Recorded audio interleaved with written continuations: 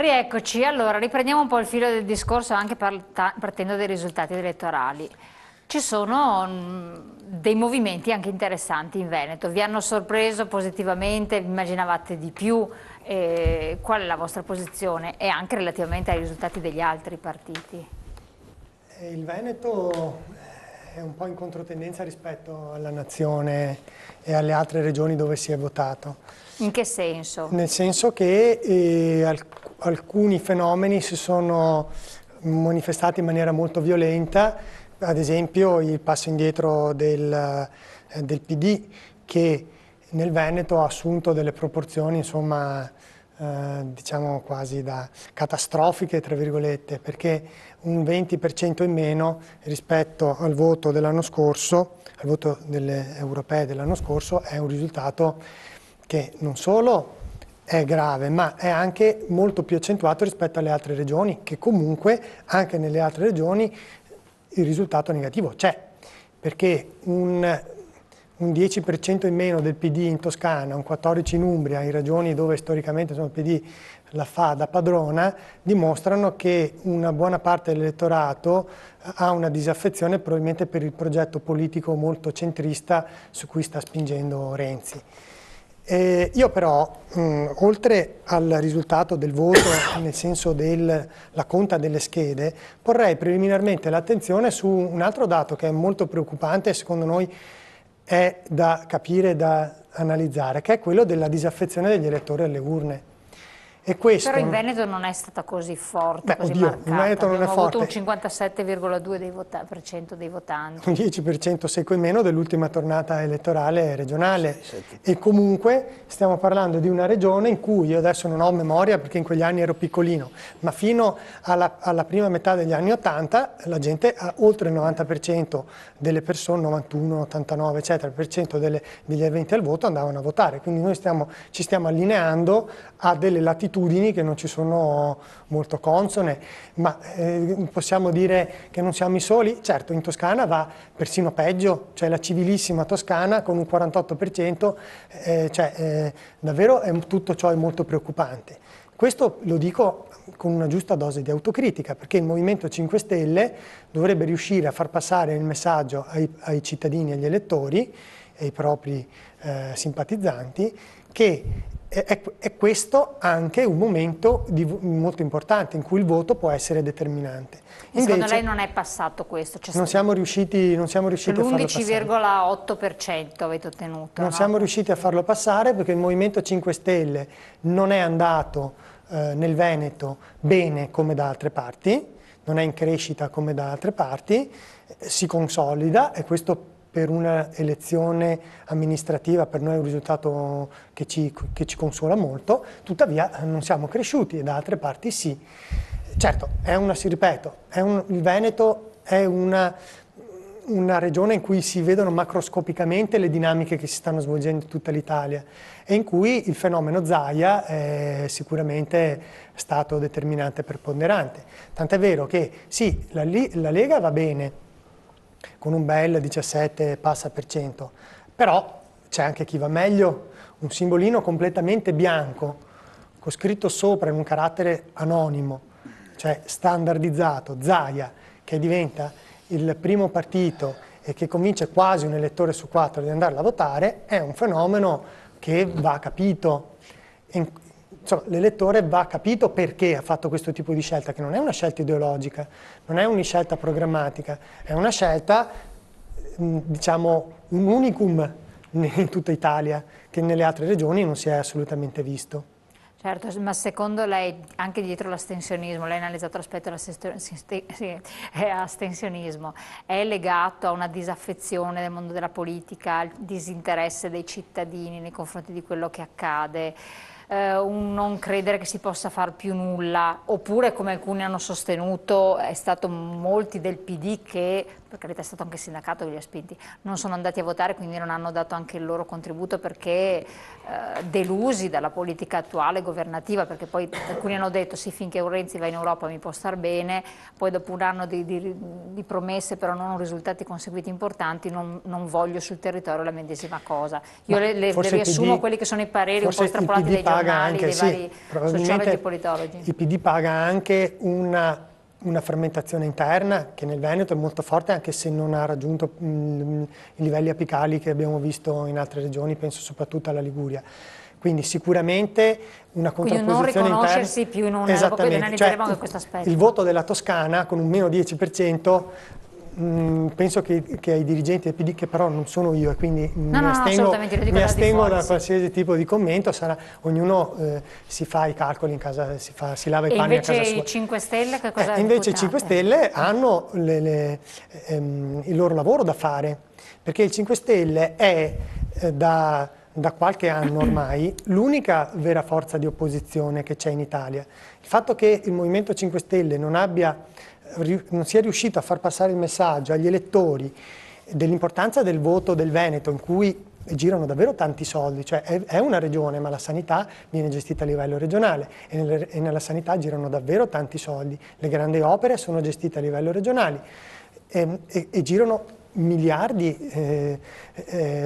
di euro. Quindi non siamo riusciti a far passare il messaggio di quanto era importante andare a votare e non siamo riusciti a valorizzare il nostro ruolo di opposizione. Quindi lei dice che parte del vostro elettorato non è andato neanche a votare? Del vostro elettorato nazionale non è andato a votare? Del nostro elettorato nazionale senz'altro sì. È anche vero però che il Movimento 5 Stelle ha due marce, una a livello amministrativo e una a livello politico. Finora, per adesso, nella modesta esperienza che abbiamo visto questo, quindi non era proponibile un 25% alle elezioni regionali, laddove il radicamento nel territorio, un determinato tipo di propaganda e anche una determinata forma di pubblicità a cui noi non facciamo assolutamente ricorso, danno i loro frutti. Noi facciamo una campagna elettorale presentando assoluti sconosciuti, ero candidato anch'io, non penso che molti da casa mi abbiano visto mai prima d'ora. Non ci proponiamo con i cartelloni pubblicitari, non ci sponsorizziamo con messaggi a pagamento da nessuna parte. Io per esempio la mia campagna elettorale l'ho fatta, ho speso, adesso rendiconterò da qui a poco, ma tra i 500 e i 550 euro e presumo che invece i candidati invece di altri partiti abbiano speso forse qualche zero in più. E magari i singoli componenti che non hanno creduto in questo e non l'hanno fatto, purtroppo hanno avuto dei risultati fuori dalle aspettative deludenti, quindi questo è anche da valutare. Sì, quindi tutto va contestualizzato. Certo. Era difficile far passare questo messaggio, ci abbiamo provato e non ci siamo del tutto riusciti. L'astensione ci penalizza moltissimo da un punto di vista di percentuale di voto. Comunque avete dei consiglieri, perché qua vedo 5 consiglieri regionali, giusto? 5. Sì, cioè 5 consiglieri dovrebbero essere, 8 al PD, 2 alla lista Moretti, 1 a Veneto Civico e dopo tra lista Tosi e 5 Stelle, penso 5 Stelle dovrebbero avere 5 posti. Abbiamo 5 cittadini. Esatto, come diciamo noi dentro le istituzioni. Li faremo conoscere i nostri telespettatori giustamente perché ci richiedono anche questo. Però dopo le ridò la parola. Grazie. Voglio sentire anche un po' il vostro punto di vista. E quindi Fabio Conte, lista Tosi, anche lì una debacle. No, perché? No, insomma, oddio. Questa è stata la classica campagna elettorale. Allora ricordiamolo, 11,76%. È stata la classica campagna elettorale del parlare, tante parole, e ormai in Italia purtroppo si va avanti così, rispetto alla politica del fare, che poi a un certo punto, come sempre succede in un'amministrazione, amministra per un certo periodo, dice poi quello che ha fatto e quindi poi chiede il consenso su quello che ha fatto. Perché dico che è stato, diciamo, il festival delle parole, degli slogan. Il PD ha perso a livello nazionale, soprattutto poi nel Veneto, perché secondo me ha anche sbagliato un po' il candidato e ha creato certe dinamiche. Però Renzi ha parlato, ha dimezzato, ha dilapidato il suo patrimonio del 40 e passa per cento in un anno. Perché? Perché ha continuato a parlare. Forse la gente sul parlare non gli crede, comincia a non credergli più tanto. E arriviamo. Problema la riforma della scuola, secondo me ha pesato moltissimo. La riforma del lavoro, i sindacati che si sono messo contro. Il problema dell'immigrazione, che non è capace a livello centrale di gestire, e comunque qua apri e chiudo una parentesi, poi magari riapro dopo, non è solo responsabilità del governo, come giustamente diceva il senatore prima, ma questo è un problema che l'Italia si porta avanti striscina da anni.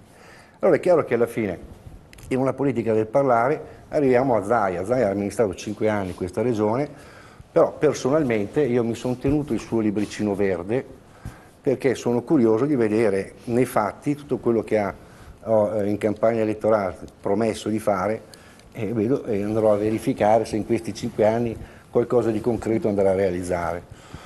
È chiaro che il parlare poi, per quanto riguarda, allora è stato negativo per il PD, è stato positivo per Zaia, perché il parlare è stato il problema che abbiamo sviscerato fino adesso, il problema dell'immigrazione.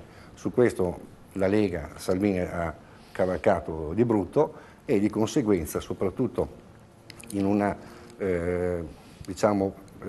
sentore comune italiano che è chiaramente l'italiano medio che è in difficoltà, ha fatto presa soprattutto in certe regioni. Se no non si spiegherebbe anche il risultato della Lega positivo a 2 cifre in certe regioni dove la Lega non si è mai presentata. Allora, ed è qui il vero punto, cioè dove in una elezioni regionali dove i temi sono stati temi tra virgolette nazionali, io francamente il confronto sui programmi non ne ho visti, perché se andiamo nel concreto, io sto ancora aspettando la realizzazione dell'ospedale di Padova, spero finalmente si andrà a realizzare, io sono un medico, ho visto realizzare opere in 5 anni senza parlare e discutere, ma facendo i fatti, e spero appunto che effettivamente, finita la politica del parlare, cominci quella dei fatti, dove noi siamo disponibili a collaborare. Ma secondo lei tutto si è giocato sul discorso immigrazione, questa grande Gran parte sul discorso immigrazione. Da un lato il PD si è un po' smascherato, secondo me, Renzi, e dall'altra parte i temi. Infatti secondo me l'elettorato è stato fluttuante nell'ultimo mese, la Moretti ha perso moltissimo, io la davo molto più forte all'inizio della campagna elettorale, anzi ricordiamoci che la Moretti si è candidata quando c'era ancora la Lega tutta insieme, tutta intera, quindi era già una regione che forse il PD dava per persa, poi con la scissione, con l'espulsione di Flavio Tosi dalla Lega, in qualche modo aveva un po' esatto. No, ma per spiegare a chi non ha seguito bene le dinamiche da di dentro, perché poi ho scoperto parlando con le persone che veramente a volte la dinamica Tosi-Zaia non tutti l'hanno compresa, sì. Cioè, perché magari da chi la segue da vicino, da noi che ci confrontiamo sempre, è chiarissima, però dal cittadino comune non è stata così definita. Se voi foste stati tutti insieme, al di là di chi poi degli aggregati, di ex UDC, eccetera, ci sono stati altri che sono uniti alla lista Tosi, se foste stati uniti avreste avuto un consenso esagerato? Beh, diciamo che non sempre queste associazioni algebriche, tenendo una percentuale però diciamo che secondo me il Veneto teniamo conto che ci sono stati assessori che comunque erano con Zaia, assolutamente sono passati dall'altra parte. Sarebbe stato ancora più schiacciante secondo me rispetto a un PD che nel Veneto continua a essere molto debole, e ancora più debole rispetto alla dinamica nazionale. C'è chi ha paragonato il risultato conseguito a quelli della DC, dei tempi del Veneto. Da questo punto di vista, noi col nostro, siamo partiti 2 mesi fa, e in 2 mesi basta vedere anche i talk show televisivi a livello nazionale, c'era Salvini, c'era Renzi, a livello locale noi ci siamo mossi con i nostri mezzi, abbiamo presentato i nostri candidati che hanno corso nel territorio e ci hanno messo la faccia. Per me è non un mezzo, è un miracolo che abbiamo fatto alla fine questo tipo di risultato, che per noi rappresenta un punto di partenza per creare le premesse, e siamo da questo punto di vista però Tosi era conosciuta, è conosciuta in Veneto. Le premesse di un centrodestra moderato, noi ci sentiamo moderati, quest'area è un'area moderata. Io non sono un ex leghista, io sono entrato nel movimento di Tosi con grande entusiasmo proprio per quello che rappresenta Tosi, per quello che ha rappresentato come amministratore, rappresenta Verona, e sono entrato nel suo movimento. Quindi secondo lei si sta cambiando un po' la configurazione? Io sono un esempio, io non sono mai stato leghista, quindi non vengo da nessuna escissione. Mi sono innamorato del progetto di Tosi, nel quale credo fermamente, e sono sicuro che quando si comincerà a guardare più rispetto al parlare, alla politica del fare, questo movimento acquisterà sicuramente un maggior consenso a livello non solo Veneto ma a livello nazionale, perché è il nostro progetto che va oltre il Veneto. No, dopo appunto staremo a vedere ed analizzare. Per quanto riguarda gli immigrati... No, infatti, aspetti un secondo, le devo chiedere, solo che abbiamo la pubblicità, se non sforiamo i tempi, perché anche gli immigrati. Allora, la pubblicità, pochi secondi, poi ritorniamo con voi.